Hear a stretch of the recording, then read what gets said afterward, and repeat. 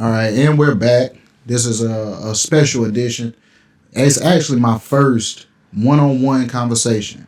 So I'm gonna call this Yo, That's Larry, one-on-one conversations with Larry. But I'm here with a local educator, one of my oldest friends, honestly. Would you like to introduce yourself? Um, I'm Carlos Grant from South Carolina. I'm a local educator here, first year, and that's about it. I can say for myself. All right, man. I like to tell you, like, I really appreciate you pulling up and actually doing this with me, man. It really means a lot. Like, we can get started if you're ready. Yes, sir. I'm glad to be here, man. Can't I ain't gonna turn you down. So All right. Now, I told him I wasn't gonna make the questions too difficult, but there's a conversation that need to be had, I believe, as far as with what's going on in society right now, as far as the route that the kids is going and things like that. So hopefully, this is something that could be an eye opener to whoever hears this. But one thing that really stands out is cell phones. In your opinion, cell phones, does it affect the classroom positively or negatively? um, I think that it all depends on how you use it. You know, cell phones can't be bad because they don't do anything. It's it's how you it's how you utilize it. A, s- an intelligent person will find a way. Technology is here. There ain't no changing it. So we can't go back. As much as people be like, "Oh, I wish we could go back to where we didn't have cell phones," but you can't go back to that. So the only thing that you can do is try to find a way to implement it in the learning. Just like how they implemented computers and stuff. Same thing. They give the students Chromebooks, but they do the same thing as the cell phones. That's true. So would So you say, as far as implementing it in the learning, is that something that you practice like as a educator? we have a no tolerance, for cell phones in class. When they step on campus, they have to be put up. They have to be put away in their book bag and all through class until they leave. So it's not something that I have control over. Gotcha. So you just got to follow the rules. But what I think is, because once you telling a kid they can't do something, that's exactly what they're gonna do. So Yeah, we I was would young. Yeah. yeah, I would think it would be beneficial to try to find ways to implement the technology, not just the Chromebooks and the Clearboards and stuff, but even with cell phones. Like I know at our school we teach image editing. That's things you could use your cell phone for that, pictures and all kind of stuff like that. Just find ways to implement it to where it's being utilized in a positive manner and not a negative manner. And what's crazy, the fact that you say that, like like my daughter, she's into editing and stuff like that, Mm. and she would rather use her phone than her computer to do editing and stuff like that. And I just look at it, I'm like, you would be a lot more comfortable, I feel, if you would use the computer itself. I don't But know. I got my masters on my phone. mm, Like writing, I write in my notes, send it to Microsoft, and then I edit it from there. Sometimes I would use a computer, but it was easier and more convenient for me. Like if I'm sitting in class or something, and I done gave my instruction, then I can sit at my phone and I can do my homework. I did about 95% of my masters on my telephone. you shut me up with that one. I'm just saying. It can be depending on how depending on how it's used. It ain't whether it's good or bad. It's just depending on how it's used. Now, the effects of cell phone, I think those are bad. Like the effects of technology, anyway, especially if Well, it's not utilized properly. Make the kids attention, like especially the apps, like they got short attention spans. That's because they looking they constantly strolling and looking at stuff, so they don't have to pay attention to it long. And see, that's one thing I wanted to touch on too. Was okay. What do you think? Or I guess that would go into that because one of my questions for you was like, what is something that's contributing to the short attention span? But it's not just the kids; it's the adults too. Yeah, that I mean, everybody doing the same thing. You look at most people when you look at them, everybody got their cell phone and they're strolling. You don't have to pay attention to nothing long. I mean, versus when I think about it, when we was kids, we had look. I know I had a Nokia, and look. I'm not calling you. I'm not texting you until after 9 o'clock. So my minutes weren't free. You know what I'm saying? So we weren't paying attention. And then we watched TV. We had to watch commercials. Now you could just skip through them. You know what I'm saying? You ain't. There's nothing that's making you pay attention. Before we had to go through the whole process. Now you can skip through it. That's You true. know, kids even think that way with success too. Versus them doing the work, you have to put forth the work. They think you can just skip through it because that's what the social media show. They show somebody, oh, I was poor and I was homeless, a year ago. Now I'm a millionaire. Like, man, people been doing that job for years. That's true, and that's another thing too. So would you say that in your line of work, social media affects your line of work negatively or positively? Mm. I don't look at stuff as being good or bad. I look at how you use it, how it's utilized. That's like saying forks and spoons make people fat. It ain't the forks and spoons. It's the person with it. That's true. It's how you gonna utilize it.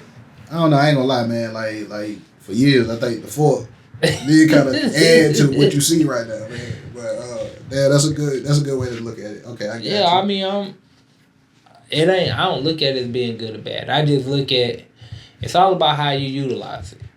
You know, if you don't if you don't utilize it properly, it's gonna cause some type of adverse effect that you don't want. That's true. Now, I ain't mean to cut you off, but do you feel with what we're discussing, is there anything that the parents can do to help minimize the effects of them maybe using social media or cell phones negatively? Yeah, education starts at home. I mean, even myself, this is something that I should do better about because I have a daughter. My daughter does everything on her phone. Man, I just gave my kids phones back. I had them for probably like 2 weeks. It's a whole big difference, in their interaction skills, how they interact with each other, how they interact with us. I was like, Dad, I don't think I want to give your phones back because when they have their electronics, I don't really see them. My son's in his room playing this game. My daughter's in her room. She's on her phone. Hell, even our 3-year-old, she got a tablet. So she put her headphones on and she's in her tablet. You won't even know she around until till her tablet go dead. So something that I should do better, like maybe when your kids come home, all electronics put up, even with the adults too. You have a time where you put your electronics up. Yeah, I know in our house, man, I try to make sure like at nighttime everything's off. No TVs, no cell phones. Everybody put that stuff up. That's where you can get a good night's rest. Just little things that you can implement, like monitoring the screen time. Really, but that's hard with teenagers. This is true. So it's almost like you once they get on this road, it's hard to get them off that road. Yeah, but I mean, you just got to let them know, man. The only thing you can really do for people that are growing, I can't change nobody. I can just give you the information, and when I can point out the effects, like this is why. Hey, Daddy, why is this going on? This why this is this is why this happening. And then after a while, they start to be like, okay, he bald, but he make a lot of sense. That's what my daughter tell me all the time. He bald head. I'm like, man, but so. Well, I don't know. That's it's an ongoing battle as far as because I know dealing with the cell phones and stuff. Like I know we use it for everything. Yeah. But at the same time, just like what you were saying, It's how it's being used, and I experience that now, like at work, and you'll like we working well where I'm working at. It's a place that is dangerous, Yeah. and you could look over there. You got 1,000 pound thing that's over your head, Yep. and you over there like this right here, and it's like, yeah, you bold, you Yeah. bold. But you sent me a report, and like it's a very detailed report as far as with the southern region dealing with education and the finances, right? Yeah. So I read through and I picked out some points, and I see how like having the wages being low is leading to turnover rate, like a high turnover rate. But I never processed or I never thought about it as when 3 teachers leave, if those teachers aren't replaced, those students that were supposed to be in that class is supposed to go to other classes. And so that makes a heavier workload for the people that's still there. Yeah. And you reference stress. So can the stress level being high, like not necessarily on your part, but just on a teacher in general, can the stress level being high lead to inadequate teachings? Yeah, of course. That's for anything though, cause I mean, stress is what they say. Stress is the number one killer. And this is true. You know, so I mean, you don't function properly under stress. That's anybody, man. And with you not being able to function properly, that means you can't properly educate. You know, and a lot of that come from a lot of people financial the financial pressure does play a major part in in education. Like I say, for instance, right at our school when we have teachers that are absent, then we pick up classes during. I pick up classes during my free period. Like so, if I have a planning period, I pick up someone else's class if it's available. That's a way of distributing the workload. You're also compensated for it too, but like just with your time, and I still have planning, so that may mean I'm taking stuff home, or I'm having to work harder to get what I need done. But then also too, I teach business. I teach accounting 1 and 2. I teach entrepreneurship. So I may have a English class, or I may have a mathematics class or something. I may have math. I don't teach those subjects, so ain't no way possibly that I can actually help the students. They just there. I mean, you're talking about 30 to 45 minutes. 90-minute class. Oh, it's a 90-minute class. Okay. Yeah. But it's not. It's you're not put there to really. No, not the educating, but still though. I mean, so that means we still falling short somewhere though. See what I'm Okay, saying? I get you. Not to try to not try to bash nobody, but these things have been going on long before I got there, or the people that are that are there now. I mean, it's overall the way the system is structured. And it's not just in education too though. Like before I became I'm a first year educator. So before I became an educator, I was a supervisor at a group home for kids, from DJJ. Yeah. Kids are sent to our camp. We housed up to 30. We could house up to 30 kids. But wasn't nobody lining up for those jobs, means we had a high turnover rate with that too. I don't think it's so much as the jobs. I think it's the environment and the conditions, or maybe more so, dealing with the youth today. And I don't really think it's the money or nothing like that, or the stress. I don't think teaching hasn't changed in over 100 years. That's the only thing that hasn't been redone. Teaching is still the same way from 100 years ago. And it's the like it turns into a cycle, the way I visualize it. Okay, all right, you're on the front line as an educator. That's the way I look at it. So with you being on the front line, if you're stressed or if some of your coworkers are stressed and they can't properly educate the way that they feel because of the stress, then it's gonna trickle down to the kids. Okay, so you may have certain kids that fall through the crack. Those kids that fell through the crack grows up and become people out here in the world that's looking for jobs. Yeah. And I think that some of those is no really better way to say it, but some of those bad influences or bad conditions leads to the high turnover rate that we see in the work field. Yeah. That I don't know, it's a real deep, it's a slippery slope, but it's a deep conversation. Now, my question to you is, okay, with teaching being the same way, and it hasn't changed, is there anything that the school district or the county could do that would be able to help kind of, I guess, help y'all in the classroom or help y'all be able to not be as stressed, or like what are some things that can be done? I mean, man, like, nothing's perfect. There's always room for improvement. And I think our county does a very good job with trying to, assist, the people that are on the front line. Mainly, I just think it's, me personally, I just think it's, the kids are different.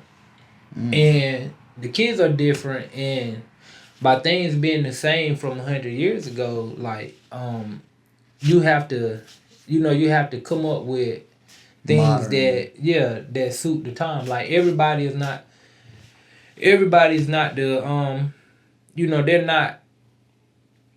they're not the same. So you have to find different things to meet what the needs of the child, And so, like, how you put all of them in the classroom, you expect all of them to learn. And I mean, which they're I've been to the trainings where they're implementing these things now. We're just playing catch up. Is it the county playing catch up, or is it just not just our county? I'm saying overall, the education system in general. They're playing catch up because, I mean, things have been the same for so long. So now, we're just playing catch up. Life is a do-it-yourself project. Regardless, I mean, it's easier for somebody to blame, other people. If my life wasn't going the way I wanted to go, I could say, "Oh, it's the government fault," or, it's my parents' fault because they didn't do this for me, or they didn't do that for me. I didn't have this growing up. But that's not the case. I mean, at some point, you have to take control of your own life, and you have to steer the ship. If you're not making the type of resources that you want, it's nobody's fault but yours, because you're the person that's driving the boat. You have to, at some point, you have to take accountability. I mean, that's the only way it's going to work. Life is a do-it-yourself project. You can't, I'm a wholehearted believer in God. But God He's only going to assist you, or she's only going to assist you as much effort as you put in. If you take one step, God is going to take two for you. So you got to do the work. Most people nowadays, it's easier for them to blame somebody else. Oh, well, the county is not doing this for me, or they're not doing this for me, so it's their fault that I'm not living the type of life that I'm. No, you're not living the life that you want to live because you're not doing it. I mean, that's just how I see that. Ain't nobody gonna stop me from getting the things that I want out of my life. I know this because I mean, you know me. You know where I come from to where I am now. Yes, sir. So and it, much as I like to blame, much as I had everything against me, or it seemed like I had everything against me, but it was only me that was sabotaging myself. And you kind of play, I say, like in your situation, you play victim. Yeah, you play, but it's easy. Yeah, it's easy with certain situations. It's easy to play victim, and honestly, like, we're on the sidelines, like we ain't making no better being Yeah. around you. Like, well, I can understand because he went through this, and this. Yeah. You know what I'm saying? I mean, of course it's common for people to have empathy. You know, you could relate to them because all of us we click because we all came up, similar circumstances. It was to help us, but it helped us grow. Some of us grew past our circumstances. That's what life is you for you to grow past your circumstances, not for you to continuously blame you know circumstances. Because best believe, even though like coming up I'll be like, man, I came up in some of the worst circumstances. Now when I look at my childhood, I'll be like, man, I had a good childhood compared to somebody across town. It was way worse than mine. And you said that to me a couple weeks ago, and I kind of paused when you said it because I don't think I've ever heard you say that before. No, I had a good childhood. There ain't nothing nothing I didn't have. I could be like, hey, I didn't. My mama died. I'd be like, hey, I ain't had no mother, but I did. I had plenty of women that stepped in and filled that space. They may not be my biological mother, but I had women that came into my life that gave me the things that I needed. Even with my father, like I had uncles. I had a gang of uncles. Even with my daddy, he gave me advice. My uncles gave me advice. It wasn't them, it was me that I was hard headed. I didn't listen to nobody. Not until life started to Life. yeah. And life started lifing. Yeah. Like, okay. You don't want to listen. I got something for you. And that's why when I found out that you was an educator, like I think I told you this, like I just started smiling because you're the perfect person to be on that front line because of like you have the story that you can tell them, and you can hell, you got kids of your own, so like you're able to relate to them, and you're I don't know, man, like you're just that type of individual, and I've always looked at you as that type of individual as far as being able to relate to people. Like you show plenty of empathy for people like throughout your lifetime that I've seen. Like I've seen it firsthand. It get you burnt sometime. So. This is true. But hey, it's in us. You know what I'm saying? So, but yeah, you can't let people change you though, man. You gotta be who you are regardless. Like they be some stuff I be like, yeah, I know this joker gone, but it's not for them. It's for me because I know I did right. You know what I'm saying? I did right by him or whatever. So. It ain't up for other. Me being me is not for other individuals. It's for me, to be who I am, to be authentic to myself, and I value that a lot. And I try to instill that in my kids. Ain't no try to. They will.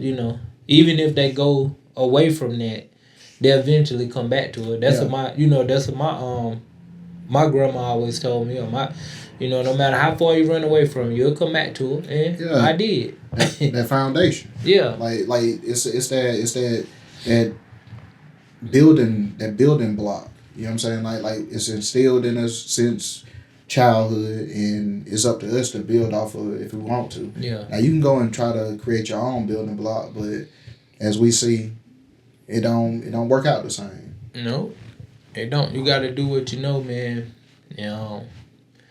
I'm thankful. Like when I was going through it, I'm like, man, I had the worst. But man, as I got older and I look back on stuff, that's what built, the person that's sitting here. Everything that I went through, and I wouldn't change it because I wouldn't be the person that I am. And I wouldn't be able to talk to, kids or grown people, whoever it is I'm talking to, I wouldn't be able to, share my story with them and make a difference in their life. My thing is the impact the people that I come in contact with. I like to say I'm not for everybody, but the people that I come in contact with, I do want to make an impact and I want to make a change. A positive change in your life. If I can't help you, then I ain't gonna do nothing to hurt you. And if I don't know, I'm like, yeah, I don't know. But that's gonna motivate me to go find out whatever it is, that an individual could be asking me. And that's why I say like I think you're one of the perfect people for being on that front line. Like just the fact that just the way you answered that, you know what I'm saying? Yeah. As far as just yeah, you might not be for everybody, Yeah. but the impact is definitely going to be there. You know Yeah. what I'm saying? Especially if they give you the chance to. Yeah. So like I had a couple of things I wanted to touch base with. All right, like you had made a comment to me that there are certain supplies that you may not have had or resources that you may not have had.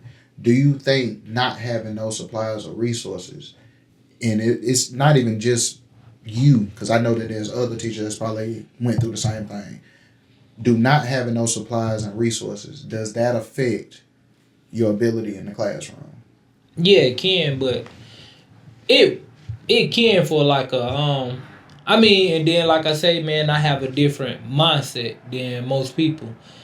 Um, it will, it will affect your mindset. But it's like to me, I look at stuff when I encounter issues like that. It's like, okay, so how am I? What am I gonna do? Is I'm not gonna sit there and be like, well, I don't have this and I can't do this.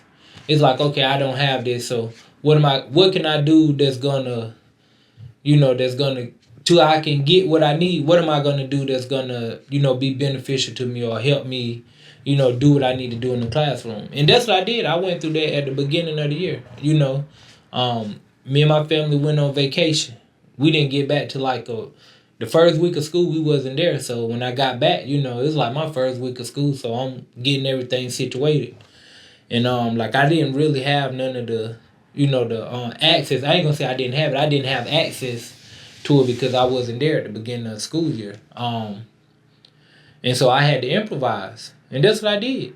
I mean, I just improvised. I find ways to make it work, even if it was just busy work. Hey, I'm gonna print y'all out some crosswords, and I'm gonna do this. I was just trying stuff, and then I'm a first year teacher anyway, so I don't know what I'm really doing, so I'm just gonna try something. Hey, look, we're gonna learn together. What it sounds like, it goes back to what you said earlier as far as not playing victim. Yeah. Damn, I respect that. Like, Yeah, no. even in that situation. Yeah, that's the main thing though. People, play victim. I don't, man, look, I can't do it. I just can't do it. I can't yeah, I can't lay down like that. You know. Like I say, So I respect the hell out of that. and that's a lot of the thing, even with the kids when it comes to with the generation now, it's like now you got some of them. I can see some of them I talk to and they're a fighter, but you gotta learn. What I had to learn was I had to learn to fight in the right way. It ain't about just fighting. I had to learn to fight the right way, cause the way I was fighting, I wasn't winning. You know, and I'm like, damn, how the hell? But then I start and like go back to when we was talking earlier about the language. Oh yeah. That was that's how I learned how to fight. Okay, so I can't beat them this way, then I got to do it this way. It's like Let's dive into that. Okay, like what he's referring to is we had a conversation off camera, and it was about going to get your education or going to get more education, and you was basically stating that going to get more education is really just going to get a different language. yeah, being able to speak the language of the people that's winning. I mean, call it how you want to. Successful people, they speak a different language. And the analogy I use, like if I'm out hanging with my family and we, backyard talking and stuff, the language is different if I'm hanging with some educated people or, hanging with successful people. The language is different. Or if you was we get lawyers and stuff like that because they speak a different language. They speak the language of law. In business, businessmen speak the language of business. So whatever it is that you're trying to get into, you need to know how to speak that language. A lot of stuff like we're talented. Just you're naturally gifted and talented, but it don't go anywhere for most people because they don't know the language. They don't know the ins and outs. To get in. With me getting the education, it opened up doors for me that wouldn't have been open for me. Just 2021, I was working in Walmart. Ship from store.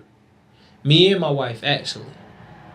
We was working at Walmart, shipping from store. It's what about to be 2025. We whole life educators. So it's a big jump, and that just comes from us getting our just getting our education. I've seen that journey. You know what I'm Yeah, saying? So like just to really like stay on that.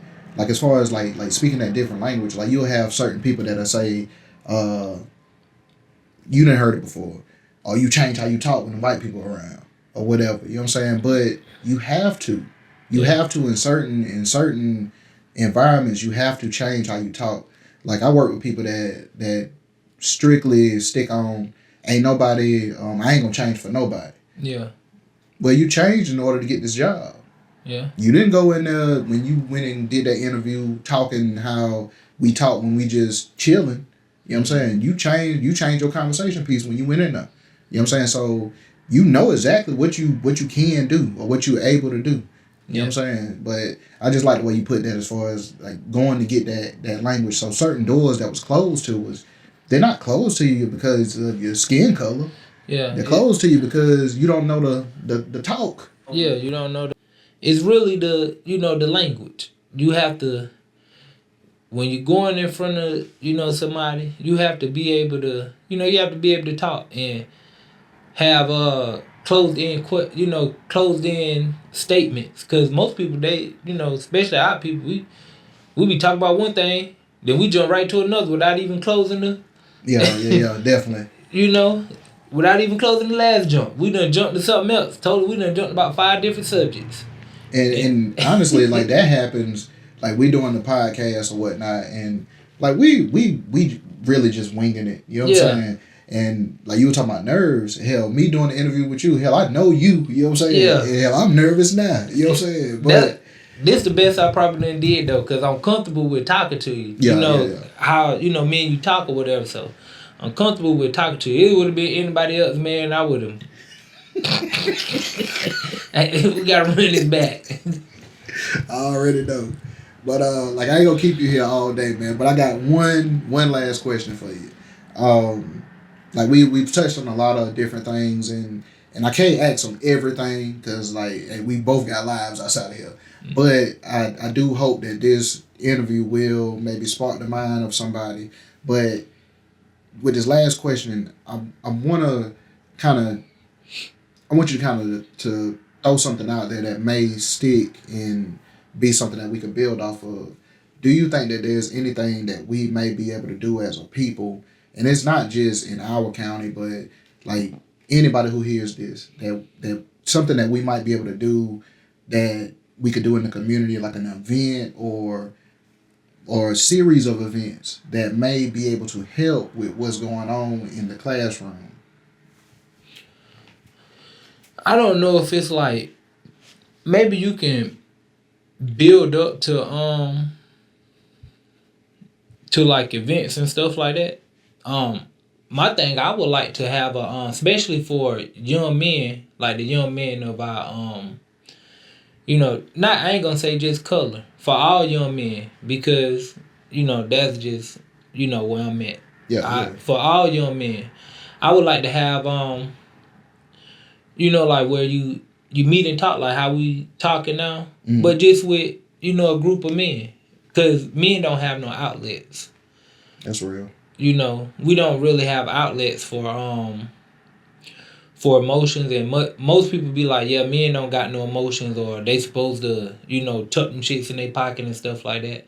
But I do know, I don't know where it's at, but it say in the Bible, it say what you don't bring forth will destroy you. And that's why you Mm, see so many people with all these bad habits and stuff like that, because they don't get these things out. you know um so I mean, that would be one thing. The next thing I would think, like, as far as like within our the education system, I think education starts at home. And I think for parents, or grandparents, whoever, if you're raising young people, or if you got what they call them, man childs or man yeah. children, Man, these children. grown people that they 40 and they still acting like little kids. make them take accountability. Start holding them accountable. My life didn't get better until I started to hold myself accountable and to hold myself to a higher standard. Um, and then after that, everything falls into place, and to check in with yourself. Hell, some of y'all call y'all homeboys every day, or call your girls every day, man. People need to start checking in with themselves. How am I doing today? How am I feeling? Hey, I had an argument with my girl yesterday. I mean, how do you feel about that? You have to check in with yourself. It matters. I think people, and we talked about technology, I think people have gotten so far away from that because of, technology. Not because technology is bad, but because it's not utilized properly. Um, that'll be my thing, man. I think it starts at home.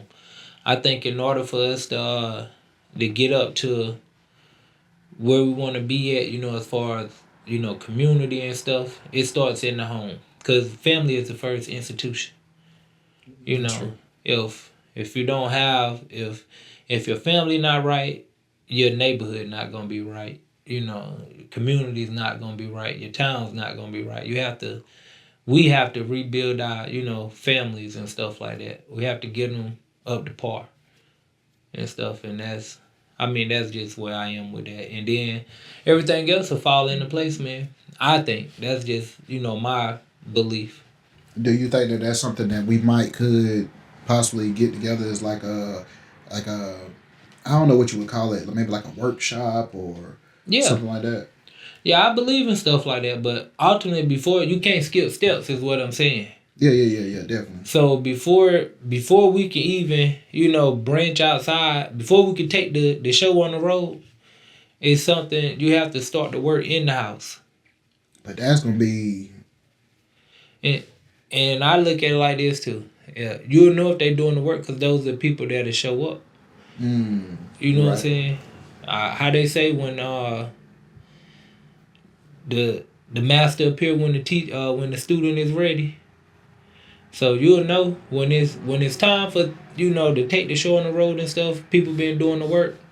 Then you'll have things that come about that way. But you can't just skip steps because it ain't gonna never work out. I know this. I done tried every kind of way to get ahead, and I always end up back where I was at before. I Yeah, might get ahead for a little while, but if I ain't do it the right way, then I go back to where yeah. I was previously. Because that goes back to the foundation. Like if you didn't build a proper foundation, nothing's gonna be able to stand on No, it. So they condemn the whole house if the foundation cracked or yep, messed up. Whole building, you can have a nice, big, pretty house. If your foundation messed up, whole house gone. can't stay there. Yep.